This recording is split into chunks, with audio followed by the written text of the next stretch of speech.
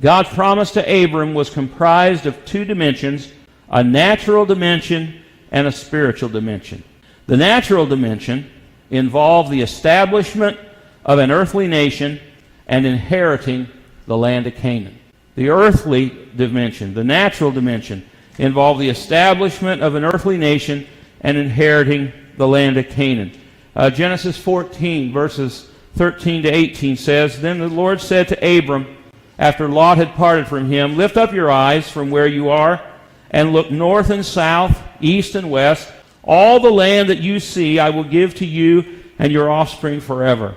I will make your offspring like the dust of the earth, so that if anyone could count the dust, then your offspring would be counted. Go, walk through the length and breadth of the land, for I am giving it to you.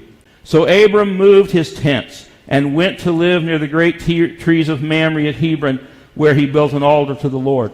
And then in Genesis 15, 1-6, after this the word of the Lord came to Abram in a vision. Do not be afraid, Abram. I am your shield, your very great reward. But Abram said, O sovereign Lord, what can you give me, since I remain childless, and the one who will inherit my estate is Eliezer of Damascus? And Abram said, You have given me no children, so a servant in my household will be my heir. Then the word of the Lord came to him, This man will not be your heir, but a son coming from your own body will be your heir.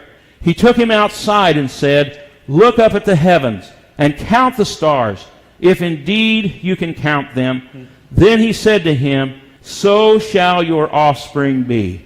And then 15:6, this is probably one of the greatest verses in the Old Testament for you and I today.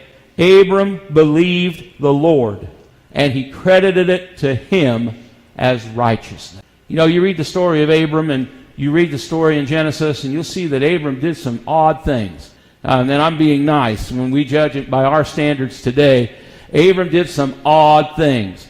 But he believed God. When it came down to brass tacks, when it came down to the bottom level, when it came down to the foundation, when it came down to the root of his being, he believed God.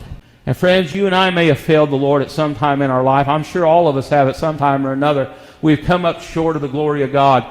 But what you have to do, friend, when you find yourself in those situations is you've got to call upon His mercy, call upon His grace, confess whatever sins need to be confessed, ask Him to cleanse you with His blood, ask Him to fill you with His Spirit, ask Him to fill you with His presence, and then get back up on your feet again, dust yourself off, and walk with Him in love and faith and courage and strength and hope and obedience, and He will be faithful to give you the power and the strength to overcome all the power of the enemy and all the power of the world. He is a faithful God. He keeps covenant with His people. Yes, He does.